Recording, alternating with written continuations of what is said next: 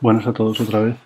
El otro día mencioné bueno, que me gustaba Borges, obviamente, y nada, me apetecía hacer unos minutos también de homenaje al genio, ¿no?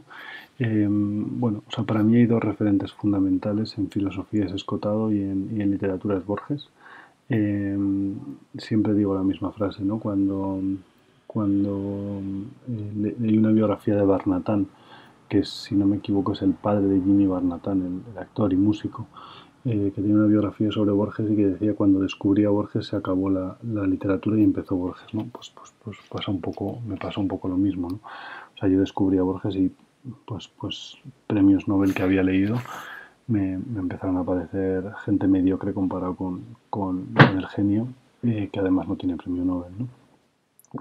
Bueno, lo primero es que, o sea, gente que me encanta y que pasa a un segundo plano, pues pueden ser pues García Márquez, puede ser Saramago, puede ser Hemingway, puede ser Kutsia, bueno, y Kawabata. O sea, hay un montón de premios Nobel, Ozu, que me parece que están a años luz de lo que escribió Borges, ¿no? Vargas Llosa, sin ir más lejos. Y puedo seguir un rato si lo sigo pensando. Alice Munro, por ejemplo. Entonces, bueno, Cela, que también me encanta. Pero vamos, insisto, a años luz. O sea, para mí solo hay dos, eh, digamos, dos libros que se comparan con cualquier cosa que ha escrito Borges o con lo mejor de Borges, voy a decir. O sea, con el Aleph, con ficciones, con el libro de arena, con Inquisiciones, con el informe de Brody.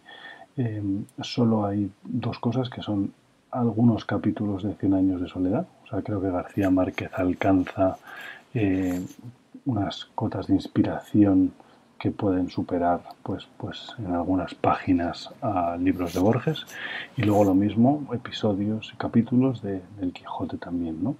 O sea, al final creo que lo demás en literatura castellana nadie es capaz de superar a Borges, o por supuesto en mi opinión, ¿no? Y si no, ojalá que estés escuchando este podcast y no hayáis leído a Borges porque es una oportunidad increíble de abrir un mundo o sea, en el que de repente es como un Leonardo da Vinci del siglo XX que mezcla física, química, matemática con historia, filosofía, es como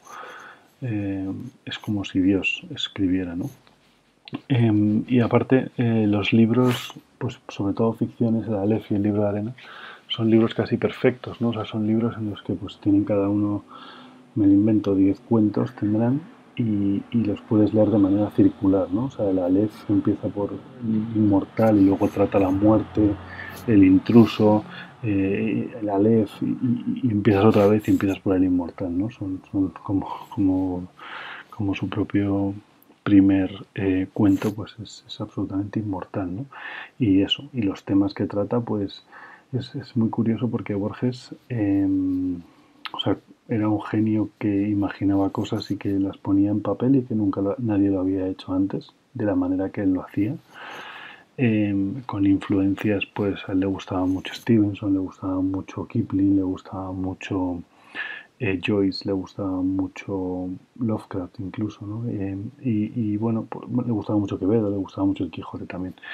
Y, es decir, Cervantes. Y al final mezcla todo esto y crea un universo que es un universo súper particular y que muy pocos escritores han conseguido eh, pues hacer cosas parecidas a esto, ¿no? Igual Bioy Casares, que bebió mucho de Borges y compartió horas y horas con Borges, pues llegó a digamos, a compartir universo en algún momento, ¿no? O sea, ellos tienen unas colecciones de unos policías que se llaman Bustos Domecq y bueno, pues al final comparten pues ese universo, ¿no? Porque además Borges era capaz de escribir sobre, digamos, la Torre de Babel o sobre escribir sobre universos paralelos o escribir de la matemática newtoniana más avanzada y luego también era capaz de escribir sobre policías, cuchilleros y, y, y dos personas que se enamoran, por ejemplo, aunque obviamente del amor hay mucho menos.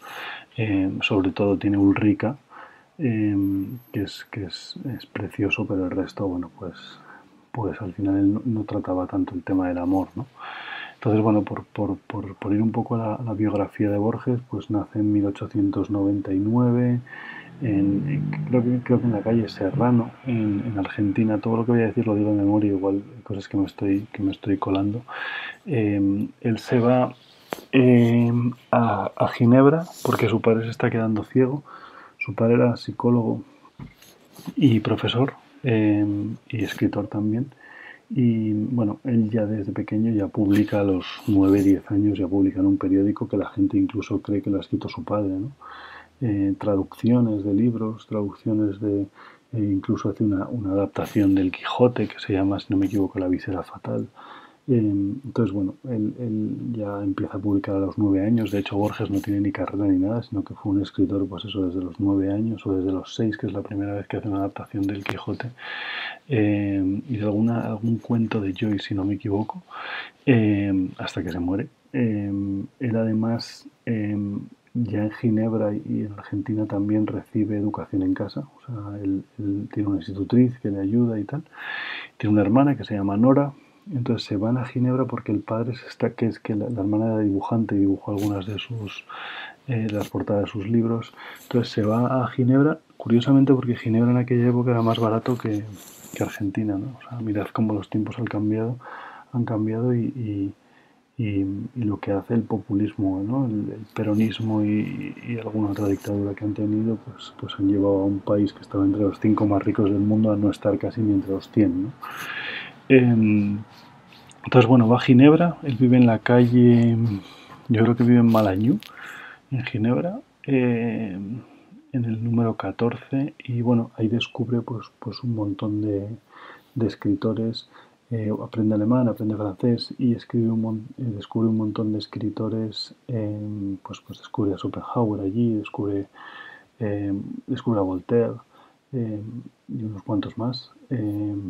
Y bueno, pues amplía un montón su espectro y aparte creo que es más aceptado socialmente como niño, ¿no? En Estados Unidos siempre dicen, no, era un patricio, iba con su corbata al colegio y tal, y entonces, bueno, pues le hacían un poco de bullying, pero sin embargo en Ginebra, que es una sociedad, vamos a decir, entre comillas, más culta, pues es más aceptado una vez que llega allí y desarrolla todo su potencial, ¿no? Y ya pues alrededor de 27 años, escribe su primer libro que se llama Fervor de Buenos Aires y vende, me parece que también 27 ejemplares, curiosamente, y se queda súper contento y se lo cuenta a su madre. Su madre le va a acompañar durante toda su vida, eh, Leonor Acevedo. Eh, Incluso, bueno, dicen que una vez uno de los matrimonios que tuvo Borges incluso quería que su madre pasara la noche de bodas con ellos, ¿no? O sea, Borges tenía, pues como los grandes genios, pues mucha desigualdad y muchas paradojas, ¿no? O sea, por un lado era un genio con una capacidad de comprender a Newton y a Schopenhauer y a Spinoza y a Joyce al mismo tiempo y ponerlos en un cuento de 7 páginas, pero por otro lado era una persona pues con un miedo, con un terror, a la vida tremendo y que necesitaba estar cerca de su madre, ¿no? Entonces, bueno, pues al final, empieza en el ultraísmo,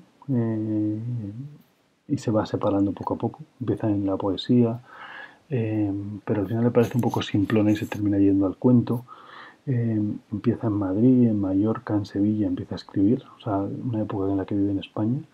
Y luego ya, bueno, la última época de su vida llega Perón, el tipo era director general de la biblioteca de Buenos Aires y llega Perón y le intenta meter como en un ministerio de Agricultura o algo así.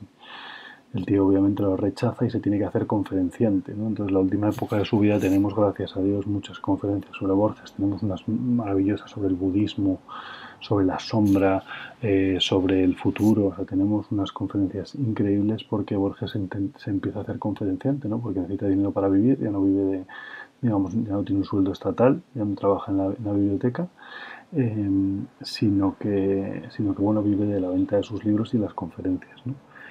Y bueno, la última parte de su vida la pasa con María Kodama, incluso cuando se queda ciego como su padre, con la famosa frase, dice, que le arrebataron a la vez,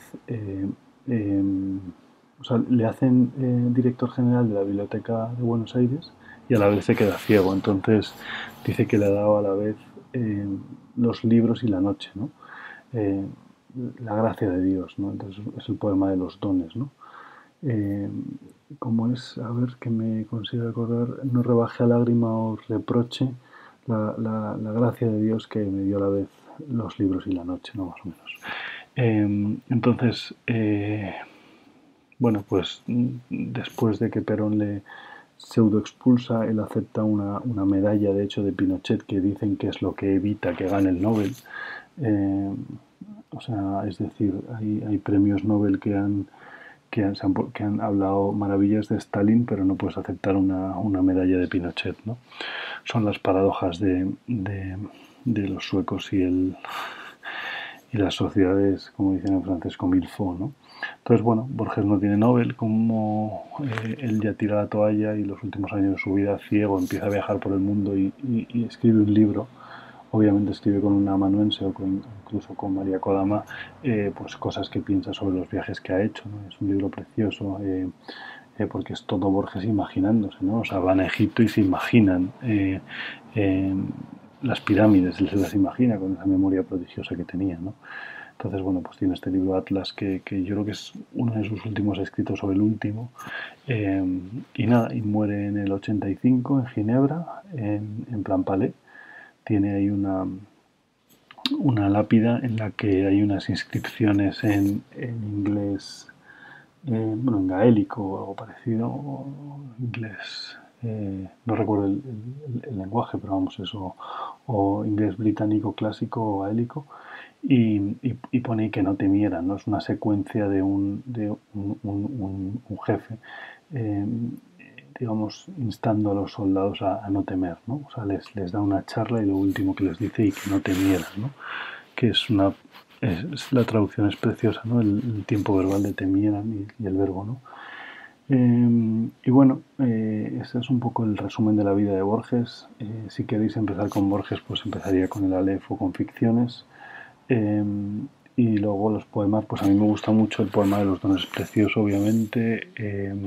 Luego tiene un poema sobre España, tiene un poema que se llama El Suicida. Preciosos. Y nada, la ley de ficciones, el libro de Arena y el informe de Brody son los cuatro que yo recomendaría, que además entre los cuatro son 400 páginas, son 100 páginas cada uno o 500, entre los cuatro, o entre 400 y 500, y que se leen relativamente rápido. Obviamente hay páginas que hay que leer dos veces porque Borges es mucho Borges. Y nada, y con esto cierro un pensador liberal, un defensor de la libertad, del anarquismo. Él dijo una vez a Osvaldo Ferrari en una entrevista, le dijo, quizá merezcamos algún día no tener gobiernos, ¿no? O sea, a nivel moral, él creía que moralmente podríamos llegar a tener como decía él, un mínimo de gobierno y un máximo de individuo, ¿no? Entonces, bueno, un ejemplo, una persona hipercoherente, eh, eh, eh, con una lengua bífida que soltaba muchas veces veneno, pero bueno, pues con las líneas más bonitas de la literatura española. Bueno, gracias a todos, espero que os haya interesado. Un abrazo.